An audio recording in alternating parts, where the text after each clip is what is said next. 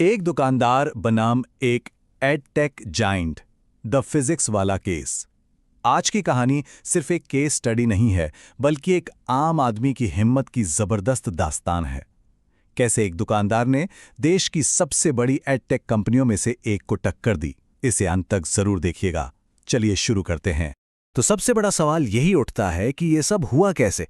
मतलब सोचिए, एक मामूली किराना दुकान चलाने वाला जिसके पास ना कोई बड़ी पहुंच थी ना कोई लीगल टीम, उसने आखिर इतनी बड़ी कंपनी को झुकाया कैसे। चलिए इसी सवाल के जवाब ढूंढते हैं।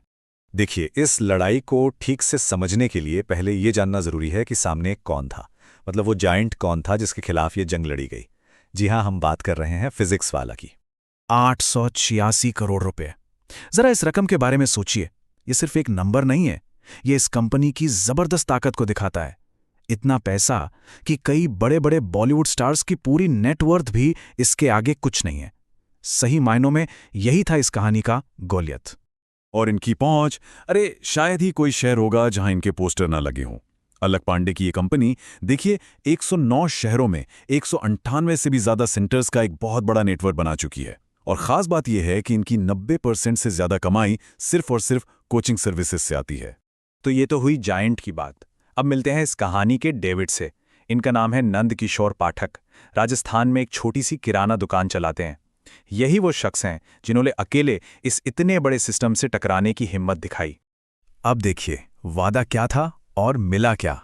ये स्लाइड बिल्कुल वही कड़वी हकीकत बताती है। बड़े बड़े वादे थे, smart classroom, best teacher, world class facilities, और असलियत टूटा फूटा फर्नीचर, ऐसे टीचर्स जो खुद स्ट्रगल कर रहे थे और क्लास में इतनी भीड़ कि ठीक से बैठना भी मुश्किल था।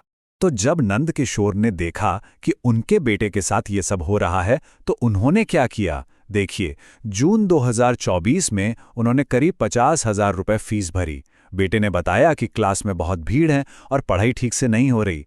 जब वो सेंटर पर शिकायत करने गए तो उन्हें सीधे सीधे बोल दिया गया, या तो ऐसे ही पढ़ो या ऑनलाइन क्लास ले लो। बस यहीं से उन्होंने ठान लिया कि वो चुप नहीं बैठेंगे। जैसा है वैसा ही रहेगा, पढ़ना है तो पढ़ो। सोचिए, ये जवाब मिला उन्हें। ये सिर्फ एक जवाब नहीं था, ये एक तरह की खुली चुनौती थी। और बस इसी एक लाइन ने इस मामले को एक मामूली शिकायत से एक बड़ी कानूनी लड़ाई में बदल दिया। तो अब यह मामला कोचिंग सेंटर की चारदीवारी से बाहर निकल चुका था। बात पहुंच गई कंज्यूमर कोर्ट यानी उपभोक्ता अदालत तक। और यहां ये लड़ाई सिर्फ एक छात्र की नहीं रही, ये हर कंज्यूमर के हक की लड़ाई बन गई थी। अब कोर्ट में कंपनी ने अपना बचाव कैसे किया।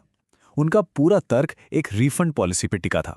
वो कह रहे थे कि रिफंड तो बैच शुरू होने के 6 हफ्तों के अंदर ही मिल सकता है। अब देखिए, बैच शुरू हुआ था मई 2023 में और एडमिशन हुआ जून 2024 में। यानी उनके हिसाब से तो रिफंड का टाइम कब का निकल चुका था। लेकिन यहीं पर एक बहुत बड़ा और लॉजिकल सवाल खड़ा हो गया। अगर रिफंड पीरियड खत्म हो चुका था, तो फिर उसी बैच में नए बच्चों को एडमिशन क्यों दिया जा रहा था। ये एक ऐसा सवाल था जिसका कंपनी के पास कोई ठोस जवाब नहीं था, और इसी ने पूरे केस का पासा पलट दिया। और फिर आया वो दिन जब इस पूरी लड़ाई का फैसला होना था।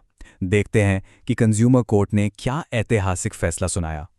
कोर्ट ने कंपनी के तर्क को सिरे से खारिज कर दिया। इतना ही नहीं, उनकी इस पॉलिसी को ही, मतलब जिस तरह से वो बैच की स्टार्ट डेट से रिफंड गिन रहे थे, उसे ही गैर कानूनी करार दे दिया। ये एक जबरदस्त फैसला था जिसने कंपनी के लिए बड़ी मुश्किल खड़ी कर दी। और सजा क्या मिली। कोर्ट ने कहा कि सिर्फ फीस ही वापस नहीं करनी होगी। जो 42,870 रुपए फीस थी वो तो देनी ही है, साथ में 9% का ब्याज भी देना होगा। इसके अलावा मानसिक परेशानी के लिए 10,000 रुपए और केस लड़ने का खर्च यानी 3,000 रुपए अलग से। ये वाकई में एक आम आदमी की पूरी और मुकम्मल जीत थी। लेकिन सवाल ये है कि क्या ये अपनी तरह का अकेला मामला था या फिर ये किसी बड़े पैटर्न का हिस्सा है। चलिए इस केस को कंपनी से जुड़े कुछ और विवादों के साथ रखकर देखते हैं। देखिए, ये मामला कोई अचानक से नहीं आया। 2023 में ही कुछ पुरानी टीचर्स ने आरोप लगाए थे कि दूसरी कंपनियां स्टाफ को खरीदने की कोशिश कर रही हैं। फिर जनवरी 2025 में इनकी एक पार्टनर कंपनी उत्कर्ष क्लासेस पर ईडी का छापा पड़ा। और इसी बीच जनवरी 2026 की डेडलाइन मिली है फिजिक्स वाला को ये सारा जुर्माना भरने के लिए। तो ये साफ है कि विवाद पहले से ही चल रहे थे। खासकर ये जो उत्कर्ष क्लासेस के साथ करीब 800 करोड़ की पार्टनरशिप हुई, वो जांच के घेरे में आ गई। शक था कि इसमें ब्लैक मनी का इस्तेमाल हुआ है और ऐसे ट्रांजैक्शन हुए हैं जिनका कोई हिसाब नहीं है।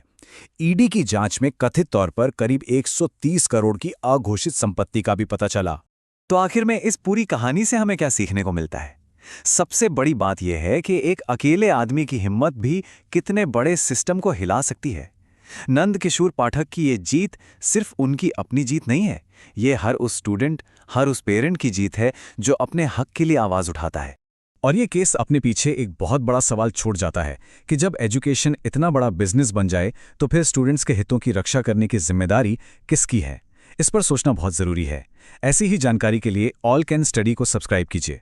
धन्यवाद। चलिए अब अगले वीडियो पर मिलते हैं।